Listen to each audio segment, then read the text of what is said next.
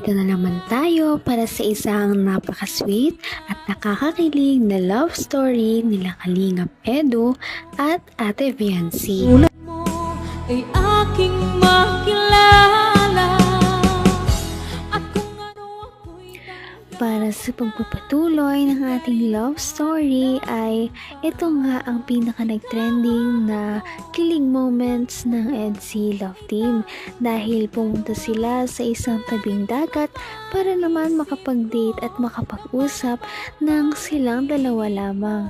Kaya naman sobrang nag-trending talaga ang EDC Love Team na ito. Dahil napaka-romantic ng kanilang pagkakadate at marami pa nga silang mga ginawang kilig moments kagaya ng pag-holding hands habang naglalakad dito sa tabing dagat. Kala mo talaga sila ay parang nasa isang movie kung mag-usap. Kaya naman ito na nga ang mga pangyayari sa kanilang date ngayon sa tabing dagat.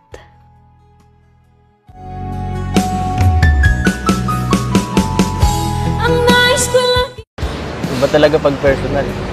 Mas maganda ka pag personal. Wala na naman po kayo. Oh my God. Pinapangiti lang kita. Ano naisip mo eh? Anong iniisip mo? Para laging malalim iniisip mo eh. Siguro po madami na kayo dito, hindi na lang ano. Marami din nala ah. Ano sabi mo dyan? Yung mga tinutulungan ko.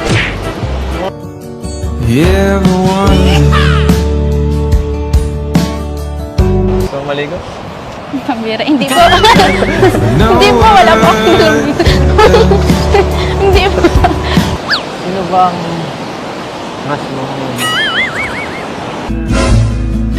So what's your feelings? The city's screaming, we're not coming home tonight.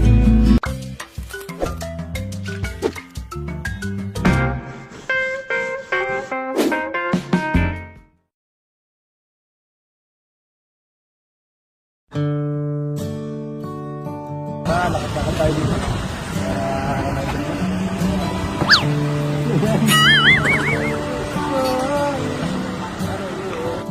And you ever wonder if days like these last? kung ano ako'y tanggap mo na hindi ka rin Napaka-gentleman naman talaga ni Kalingap Edu dahil hindi niya pinapabayaan si Ate Viancy na mahulog. Kaya naman hinahawakan niya talaga ang kamay nito at inaalalayan na makababa sa medyo matarik na pababa papunta sa dagat.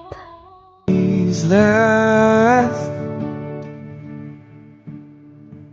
with one another,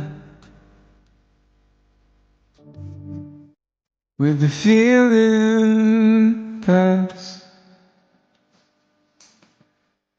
Sige po. Would you find the will?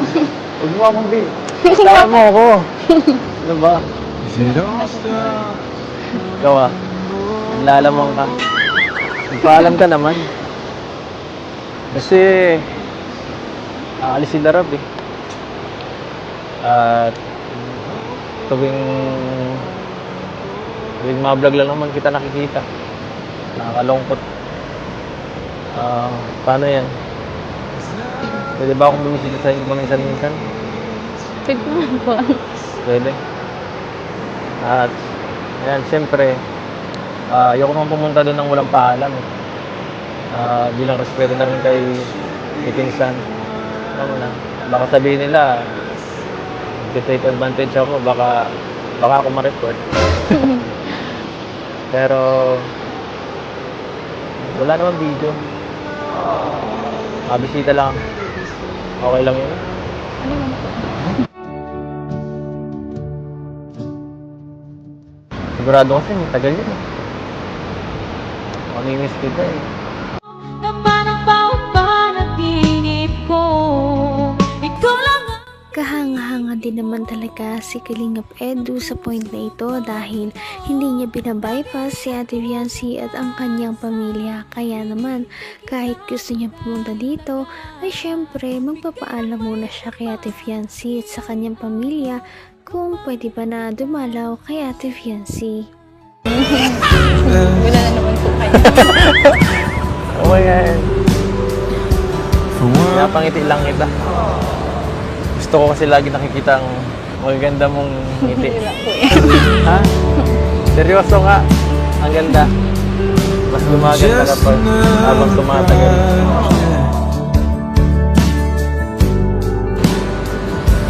Tara. Gusto mo maglapit lang konti? Para mas masarap dito kapag umaga. Para lang tayo nasa inyo. Ano naisip mo eh? Anong iniisip mo? Para laging malalim ang iniisip mo eh. Siguro po madami na kayo dito, hindi na lang ano. Marami din nila ah. Ano sabi mo dyan? Yung mga tinutulungan ko, yung mga beneficiary ko, dinadala ko minsan dito. Naliligo kami. Ay, opo, yun ano po. Papanood mo naman siguro. Okay. Supported ka eh. Alam mo yun.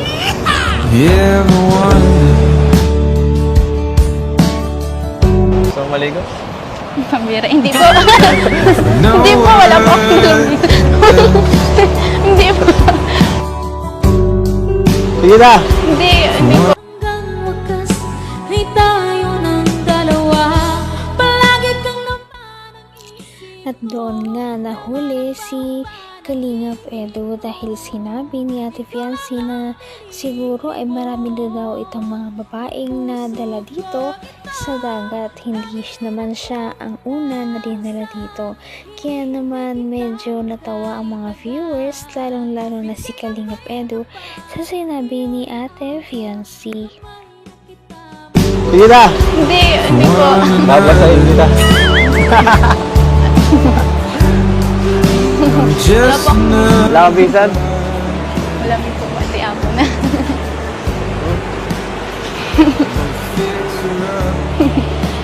Gusto ko lang mahawakan yung kamay mo ng konti. Kasi okay na baga. Hindi na magaspang.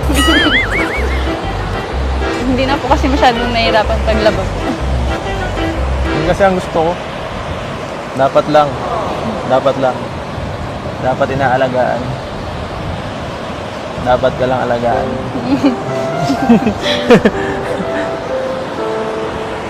Gusto mo yun?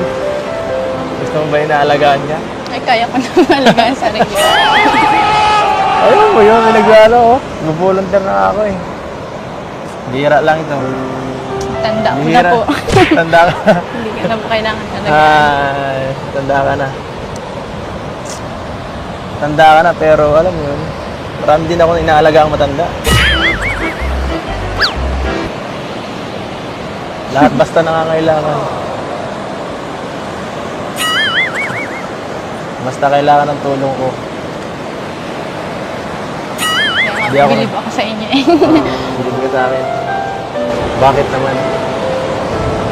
Ang bait niyo. Nakakatawa nga ang mga pangulit ni Kalingap Edu.